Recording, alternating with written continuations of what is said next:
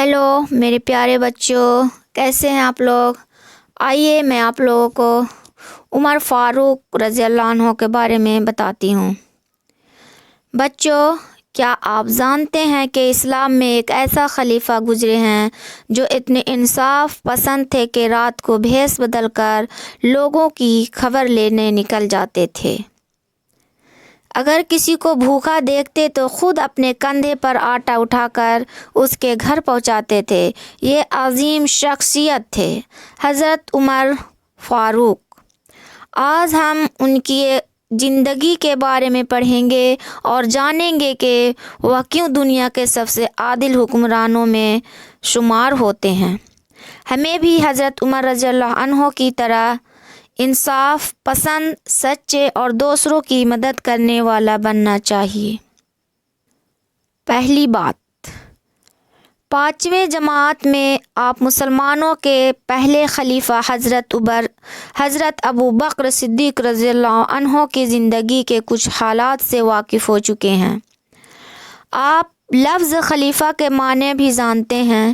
اسلام کے ابتدائی زمانے میں جب مسلمانوں کی تعداد بڑھ رہی تھی اور اسلام ملک عرب سے نکل کر ایران، مصر اور اسپین جیسے دور دراز ملکوں میں پھیل چکا تھا، ایسے حالات میں اسلامی حکومت کو مسلمانوں کے قبضے والے تمام علاقوں میں سنبھالے رکھنا بہت ضروری تھا۔ حکومت کا یہ نظام حضرت محمد صلی اللہ علیہ وسلم کے بعد حضرت ابو بکر رضی اللہ عنہ سے قائم ہوا۔ اسلامی حکومت کے اس نظام کو خلافت کہتے ہیں۔ حضرت ابو بکر رضی اللہ عنہ نے صرف 2.5 سال خلافت کی۔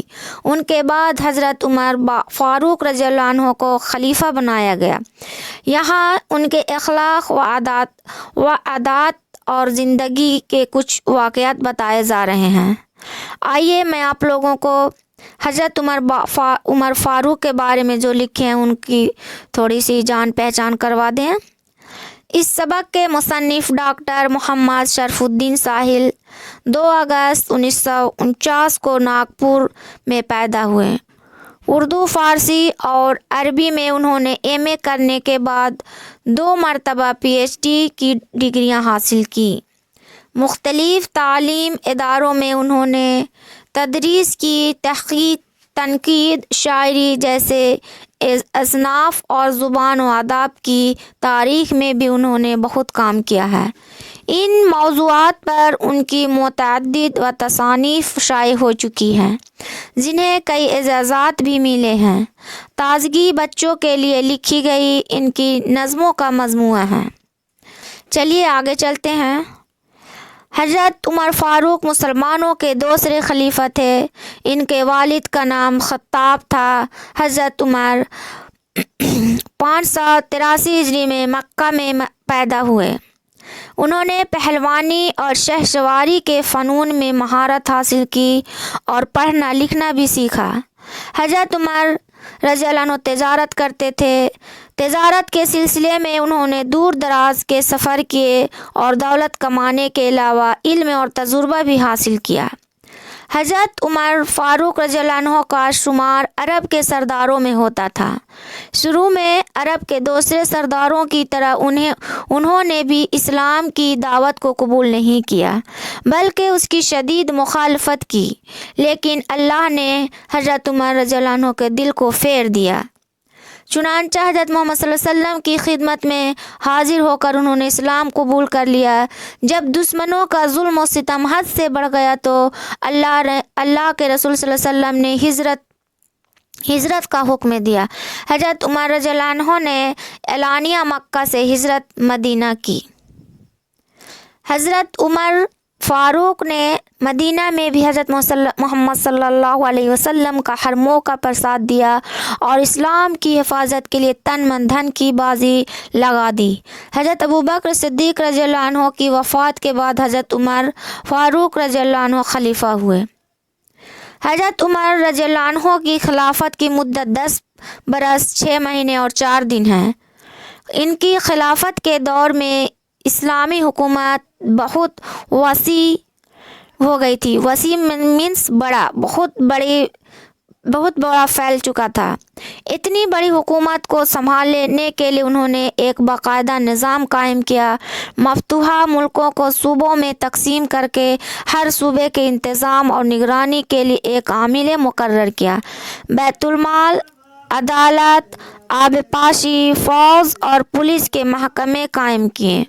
शहर आबाद करवाए, नहरें खुदवाए, मेहमान खाना तामीर करवाए, फौजी छावनियाँ बनवाए, जेल खाने बनवाए, मुर्दिम शुमारी करवाए और मकातिब कायम किए। हज़रत उमर रज़ियल्लाहु अन्हु की हिदायत पर सुलह व मशवरे के बाद हिजरत के वाक़े को बुनियाद बनाकर हिजरी कैलेंडर की इब्तिदा की गई। हज़रत उमर फ़ारूक की खिलाफत में इतनी आज़ादी थी कि आम लोग भी बेखौफ होकर उनसे गुफ्तगू करते और अपनी ज़रूरतें पूरी बयान करते थे। हाजतमंदों के लिए उनके दरवाज़ा हर वक्त खुला रहता था। हज़रत उमर रज़ियल्लाहु अन्हु का मामूल था कि मुजाहिदीन के घरों पर जाकर खैरियत मालूम करते। औरतों को बाज़ार से सौदा सिर्फ मंगवाना होता तो ला देते। मैदान जंग से उनके नाम खतूत आते तो खुद घर घर जाकर उन्हें पहुँचाते और उनको जवाब भिजवाना होता तो खुद लिख देते और नाबीना, बीमार और माजूर लोगों के घरों पर जाकर उनके काम कर देते थे। एक मर्तबा हज़रत उमर रज़ियल्लाहु अन्हु लोगों को खाना खिला रहे थे। उन्होंने देखा कि एक शख्स बाएं हाथ से खाना खा रहा है। हज़रत उमर रज़ियल्लाहु अन्हु ने उसके पास गए और आहिस्ता से कहा कि दाहिने हाथ से खाओ। उस शख्स ने रंजीदा होकर कहा कि एक जंग में मेरा दायां हाथ जाता रहा है। यह सुनकर हज़रत उमर रज़ियल्लाहु अन्हु का दिल भर आया। वह उसके पास बराबर बैठ गए और कहने लगे, अफसोस, तुमको वज़ू कौन कराता होगा, तुम्हारा सर कौन धुलाता होगा, कपड़े कौन पहनाता होगा। हज़रत उमर रज़ियल्लाहु अन्हु ने इस माजूर शख्स के लिए एक नौकर मुकर्रर कर दिया और माजूर शख्स को तमाम ज़रूरी चीज़ें मुहैया कर दी। उन्होंने नौकर को हिदायत दी कि तुम इस शख्स की तमाम ज़रूरतों का ख्याल रखना, उसे किसी तरह की तकलीफ़ ना होने पाए। बच्चों, जब एक मर्तबा उमर रज़ियल्लाहु अन्हु खाना खिला रहे थे तो उसमें से एक शख्स बाएं हाथ से खा रहा था। तो उन्होंने जाकर के उनके आहिस्ता कान में कहा कि भाई, तुम बाएं हाथ से खाना क्यों खा रहे हो। तो बेचारा जंग में उसका हाथ एक कट गया था। तो गुस्सा होकर बोला कि मेरा जंग में एक हाथ चला गया है तो मैं बायां हाथ से खा रहा हूँ। तो उमर रज़ियल्लाहु अन्हु को बहुत अफसोस आया। तो उनके लिए फ़ौरन से एक नौकर मुहैया करवा दी उन्होंने और कहा कि इनको कोई तरह की तकलीफ़ नहीं होनी चाहिए। हज़रत उमर रातों को गश्त करके लोगों का हाल चाल मालूम किया करते थे। गश्त का मतलब होता है कि रात में वो पहरादारी का काम करते थे, चारों तरफ अपना खबर लेते थे कि कौन क्या कर रहा है, कौन गरीब है, रात को उनको पता चलता था। एक दफ़ा गश्त करते हुए मदीना से 3 मील दूर पहुँचे, देखा कि एक औरत कुछ पका रही है और 2-3 बच्चे बिलक बिलक कर रो रहे हैं। हज़रत उमर रज़ियल्लाहु अन्हु ने सबब पूछा तो औरत ने बताया कि उनको कई वक्त से खाना नहीं मिला है। उन्हें बहलाने के लिए मैंने पानी में कंकड़ डालकर हांडी चूल्हे पर चढ़ा दी ताकि बच्चे सो जाए। हज़रत उमर फ़ौरन मदीना आए, बैतुल-माल से खाने पकाने की चीज़ें ली और अपने ग़ुलाम असलम से कहा, इसे मेरी पीठ पर रख दो। असलम ने कहा, यह सामान मैं लिए चलता हूँ। तो उधर से आए उमर फ़ारूक बेचारा बहुत अफसोस किए और बोले, उधर से आए तो अपना बैतुल-माल में गए और उन्होंने अपना खाने के लिए, जो औरत थी खाने के लिए अपना चीज़ लिए। बोले असलम को, जो उनका जो नौकर था उसको बोले, जो उनके साथ चलता था, तो बोले कि मेरी पीठ पर रख दो, मैं उसे ले करके जाऊँगा। तो असलम ने कहा कि आप क्यों ले करके जाएंगे, मैं लिए चलता हूँ। तो हज़रत उमर रज़ियल्लाहु अन्हु ने फरमाया, قیامت میں بھی میرا بوجھ تم اٹھاؤ گے؟ چنانچہ خود ہی سامان لے کر پہنچے۔ اب اس عورت نے پکانے کی تیاری کی۔ حضرت عمر رضی اللہ عنہ نے خود چولہا پھونکا۔ کھانا تیار ہوا تو بچوں نے سیر ہو کر کھایا اور اچھلنے کودنے لگے۔ حضرت عمر رضی اللہ عنہ دیکھتے تو اور خوش ہوتے تھے۔ عورت کہنے لگی خلیفہ تو تمہیں ہونا چاہیے تھا، نہ کہ عمر کو۔ حضرت عمر آبدیدہ ہو کر بولے اللہ میری غفلت کو معاف فرمائے، میں ہی عمر ہوں، تم بھی میری غفلت کو معاف کر دو کہ میں اتنے دن تمہاری حالات سے باخبر رہا۔ ایک مرتبہ تاجروں کا ایک قافلہ مسجد نبوی کے باہر آ کر رکا۔ رات کو امیر المومنین نے عبد الرحمن بن عوف کو ساتھ لیا اور کہا آؤ آج رات ان تاجروں کے مال کی حفاظت کے لیے پہرا دیں۔ چنانچہ دونوں ذلیل القدر صحابہ رضی اللہ عنہ نے رات بھر تاجروں کے مال کی حفاظت کی۔ تاجروں کو علم بھی نہ ہوا کہ امیر المومنین خود ان کے مال تجارت کی نگرانی کر رہے ہیں۔ حضرت عمر چاہتے تو اپنے سپاہیوں کو بھی حکم دے سکتے تھے، مگر انہوں نے ایسا نہ کر کے دنیا کے حکمرانوں کے لیے ایک مشعل قائم کر دی۔ حضرت عمر بیت المال کی نگرانی بڑی دیانت داری سے کرتے تھے۔ ایک مرتبہ کچھ لوگ ان سے ملنے آئے تو دیکھا کہ وہ دیوانے دار ادھر ادھر دوڑ رہے ہیں۔ آنے والوں کو دور ہی سے اشارہ کرتے ہوئے کہا کہ تم بھی میرا ساتھ دو، بیت المال کا ایک اونٹ بھاگ گیا ہے، تم تو جانتے ہی ہو کہ اس میں غریبوں کا حصہ ہے۔ ایک شخص نے کہا امیر المومنین آپ کیوں تکلیف اٹھاتے ہیں، کسی غلام کو حکم دیجیے وہ ڈھونڈ لائے گا۔ فرمایا مجھ سے بڑھ کر غلام کون ہو سکتا ہے۔ حضرت عمر رضی اللہ عنہ سادگی پسند تھے۔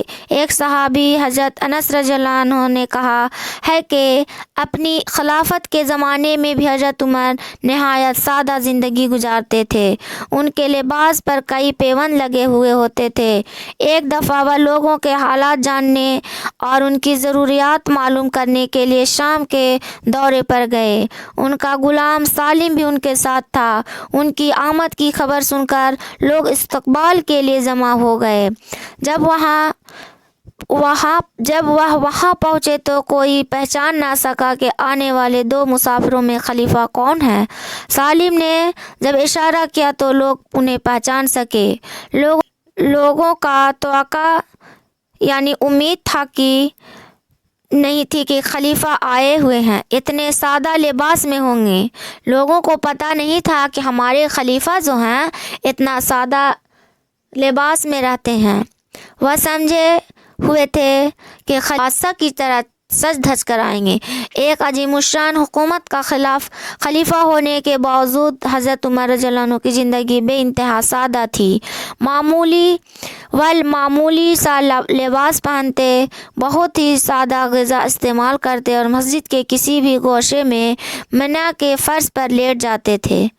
وہ تقویٰ، پرہیزگاری، حق پرستی، راست گوئی اور عدل و انصاف کا پیکر اور اسلام اخلاق کا بہترین نمونہ تھے۔ پیکر کہنے کا مطلب پتلا کہ سادہ سروادہ وہ ایک پتلا تھے، اسلام اخلاق کا بہترین نمونہ تھے۔ ایک مجوسی فیروز ابن لولو نے 644 عیسوی میں حضرت عمر پر خنجر سے اچانک حملہ کیا۔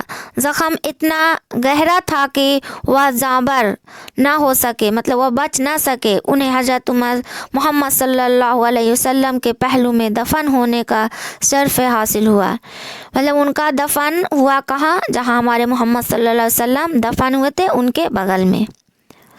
آئیے میں ان کا آپ لوگوں کا خلاصہ بتاتی ہوں۔ حضرت عمر فاروق مسلمانوں کے دوسرے خلیفہ تھے۔ وہ مکہ میں پیدا ہوئے اور بہادری، گھوڑ سواری اور تعلیم میں ماہر تھے۔ شروع میں انہوں نے اسلام قبول نہیں کیا، لیکن بعد میں حضرت محمد صلی اللہ علیہ وسلم کی تعلیمات سے متاثر ہو کر مسلمان ہو گئے۔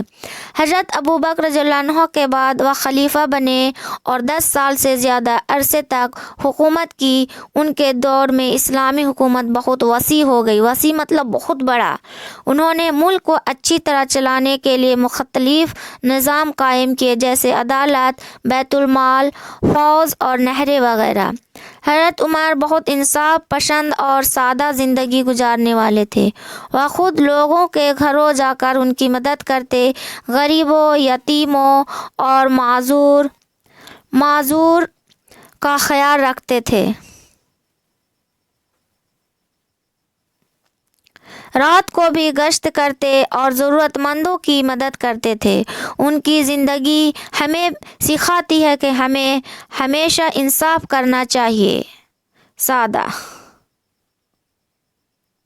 آئیے میں ان کا تھوڑا سا میننگ آپ کو بتا دیتی ہوں۔